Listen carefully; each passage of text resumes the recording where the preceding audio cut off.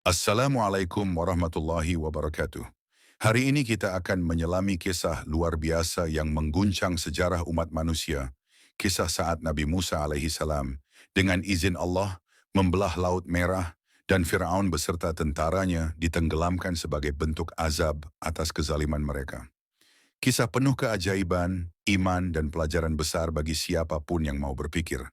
Jangan lewatkan satu detik pun dari video ini. Sebelum kita mulai, jangan lupa untuk like video ini, tulis pendapatmu di kolom komentar, dan subscribe channel ini, agar kamu nggak ketinggalan kisah-kisah Islami menarik lainnya. Dikisahkan, Firaun merasa tak tenang hatinya, melihat pengaruh Nabi Musa semakin meluas. Ia berkumpul dengan para pembesarnya merencanakan untuk membunuh Nabi Musa. Dan di antara pembesarnya terdapat seorang keluarganya yang menyembunyikan keimanannya pada Nabi Musa.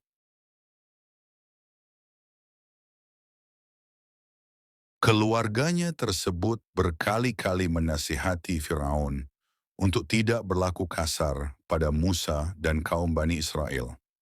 Namun Firaun dan para pembesar itu tidak mengindahkan nasihatnya. Firaun menghina dan mengejek Musa. Selain tindakan kekerasan yang ditimpakan pada Bani Israel, kaumnya Nabi Musa, Firaun melontarkan penghinaan dan kata-kata ejekan terhadap Nabi Musa dalam usahanya memerangi dan membendung pengaruh Nabi Musa yang semakin bertambah semenjak ia keluar sebagai pemenang dalam pertandingan melawan tukang-tukang sihir kaum Firaun. Berkata Firaun kepada pembesar-pembesar kerajaannya, "Biarkanlah aku membunuh Musa dan biarlah ia memohon pada Tuhannya untuk melindunginya.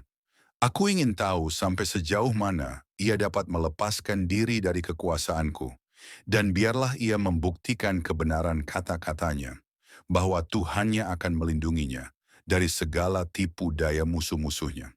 Dalam lain kesempatan, Firaun berkata kepada rakyatnya, yang terbiasa memuja-mujanya, mengiyakan kata-katanya, dan mengaminkan segala perintahnya. "Hai rakyatku, tidakkah kamu melihat bahwa aku memiliki kerajaan Mesir yang megah dan besar ini di mana sungai-sungai mengalir di bawah telapak kakiku, sungai-sungai yang memberi kemakmuran hidup dan kebahagiaan hidup bagi rakyatku? Dan tidakkah kamu melihat kekuasaanku yang luas dan ketaatan rakyatku yang bulat kepadaku? Bukankah aku lebih baik dan lebih agung dari Musa yang hina dina itu, yang tidak cakap menguraikan isi hatinya dan menerangkan maksud tujuannya? Mengapa Tuhannya tidak memakaikan gelang emas, sebagaimana lazimnya orang-orang yang diangkat menjadi raja, pemimpin atau pembesar? Atau mengapa ia tidak diiringi oleh malaikat-malaikat sebagai tanda kebesarannya dan bukti kebenarannya bahwa ia adalah pesuruh Tuhannya? Kelompok orang yang mendengar kata-kata Firaun itu dengan serta-merta mengiyakan dan membenarkan kata-kata rajanya, serta menyatakan kepatuhan yang bulat kepada segala titah dan perintahnya sebagai warga yang setia kepada rajanya, namun zalim dan fasik terhadap Tuhannya.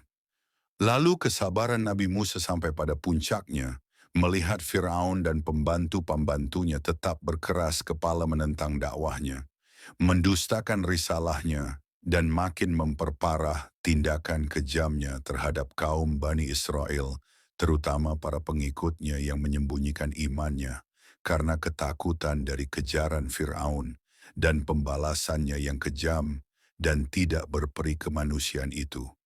Maka disampaikan oleh Nabi Musa kepada mereka bahwa Allah tidak akan membiarkan mereka terus-menerus melakukan kekejaman, kezaliman, dan penindasan terhamba-hambanya dan berkufur kepada Allah dan Rasul-Nya. Peringatan akan ditimpakan oleh Allah kepada mereka bila tetap tidak mau sadar dan beriman kepadanya. Bermacam azab dan siksa di dunia semasa hidup mereka sebagai pembalasan yang nyata. Berdoalah Nabi Musa memohon kepada Allah, "Ya Tuhan kami, Engkau telah memberi kepada Firaun dan kaum kerabatnya kemewahan hidup, harta kekayaan yang meluap-luap dan kenikmatan duniawi, yang kesemua itu mengakibatkan mereka menyesatkan manusia, hamba-hambamu, dari jalan yang Engkau redhoi dan tuntunan yang Engkau berikan. Ya Tuhan kami, binasakanlah harta benda mereka, dan kunci matilah hati mereka. Mereka tidak akan beriman dan kembali kepada jalan yang benar sebelum melihat siksaanmu yang pedih. Berkat doa Nabi Musa dan permohonannya yang diperkenankan oleh Allah, maka ditimpakanlah kerajaan Firaun dengan krisis keuangan dan makanan, yang disebabkan mengeringnya sungai Nil, sehingga tidak dapat mengairi sawah-sawah dan ladang-ladang di samping serangan hama, yang ganas yang telah menghabiskan padi, dan gandum yang sudah menguning dan siap untuk panen. Belum lagi krisis keuangan dan makanan teratasi datang menyusul bala banjir yang besar disebabkan oleh hujan yang turun dengan derasnya, sehingga menghanyutkan rumah-rumah, gedung-gedung, dan membinasakan binatang-binatang ternak. Dan sebagai akibat dari banjir itu, berjangkitlah bermacam-macam wabah dan penyakit yang merisaukan masyarakat seperti hidung berdarah dan lain-lain. Kemudian datanglah barisan kutu-kutu busuk dan kata-kata yang menyerbu ke dalam rumah-rumah sehingga mengganggu ketentraman hidup mereka, menghilangkan kenikmatan makan, minum dan tidur, disebabkan menyusupnya binatang-binatang itu ke dalam tempat-tempat tidur, hidangan makanan dan di antara sela-sela pakaian mereka.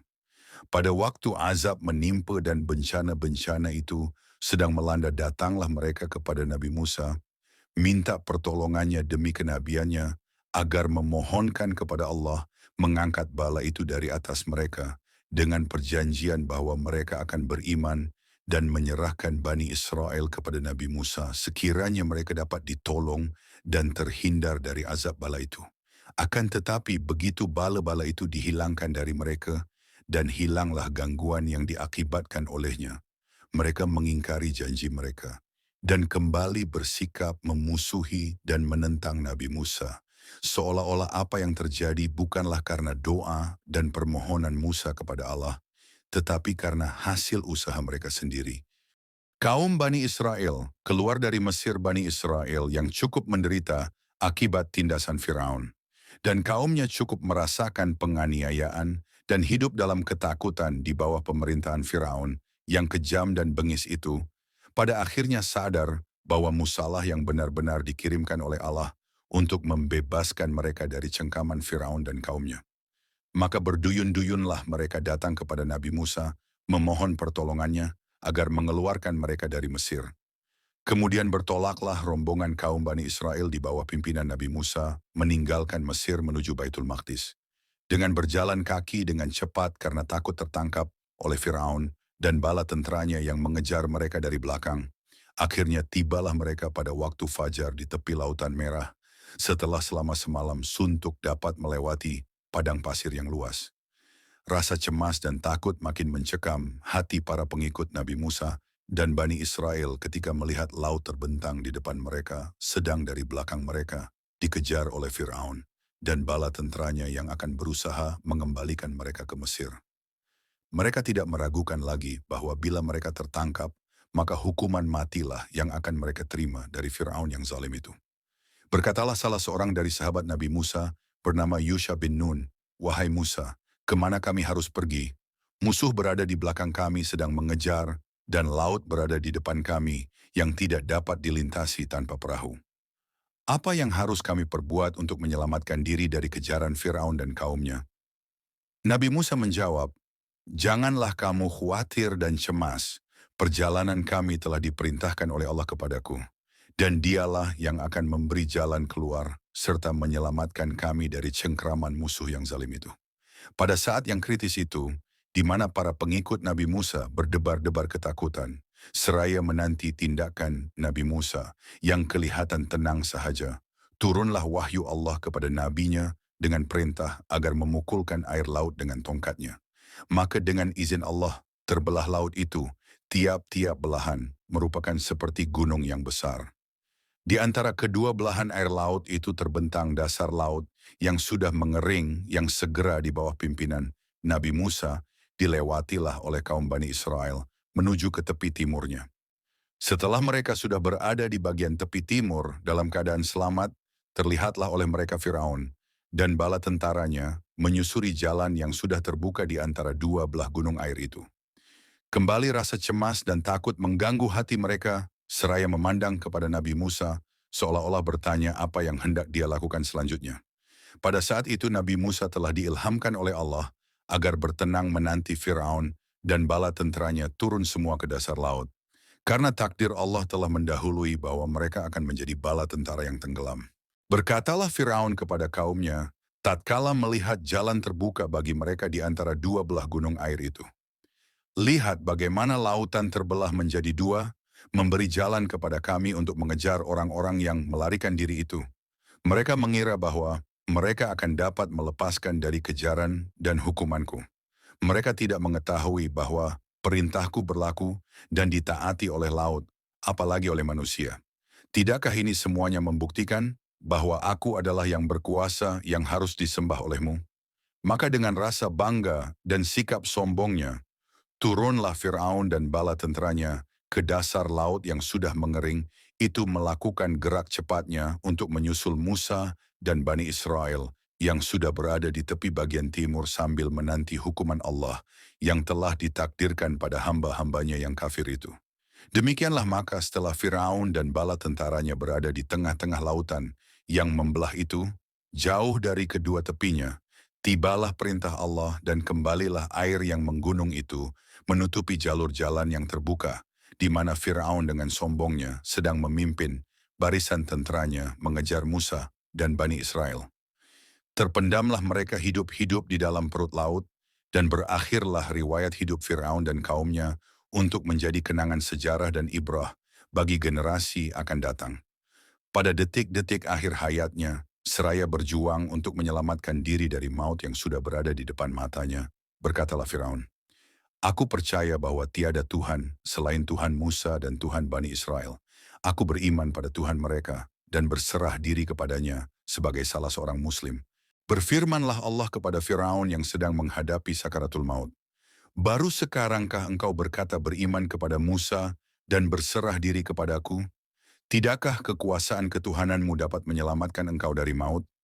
Baru sekarangkah engkau sadar dan percaya setelah sepanjang hidupmu bermaksiat, melakukan penindasan dan kezaliman terhadap hamba-hambaku, dan berbuat sewenang-wenang, merusak akhlak dan akidah manusia-manusia yang berada di bawah kekuasaanmu. Terimalah sekarang pembalasanku yang akan menjadi pengajaran bagi orang-orang yang akan datang sesudahmu. Akan aku apungkan tubuh kasarmu untuk menjadi peringatan bagi orang-orang yang meragukan akan kekuasaanku. Bani Israel pengikut-pengikut Nabi Musa masih meragukan kematian Firaun. Mereka masih terpengaruh dengan kenyataan yang ditanamkan oleh Firaun semasa ia berkuasa sebagai raja, bahwa dia adalah manusia luar biasa lain daripada yang lain, dan bahwa dia akan hidup kekal sebagai Tuhan dan tidak akan mati. Khayalan yang masih melekat pada pikiran mereka menjadikan mereka tidak mau percaya bahwa dengan tenggelamnya, Firaun sudah mati. Mereka menyatakan kepada Musa bahwa Firaun mungkin masih hidup, namun di alam lain. Nabi Musa berusaha meyakinkan kaumnya bahwa apa yang terfikir oleh mereka tentang Firaun adalah suatu khayalan belaka, dan bahwa Firaun sebagai orang biasa telah mati, tenggelam akibat pembalasan Allah atas perbuatannya.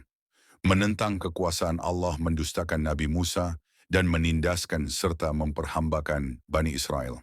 Dan setelah melihat dengan mata kepala sendiri, tubuh-tubuh Firaun dan orang-orangnya terapung-apung di permukaan air, hilanglah segala tahayul mereka tentang Firaun dan kesaktiannya. Menurut catatan sejarah bahwa mayat Firaun yang terdampar di pantai diketemukan oleh orang-orang Mesir, lalu diawetkan hingga utuh sampai sekarang, sebagaimana dapat dilihat di Museum Mesir. Semoga menjadi pelajaran. Amin.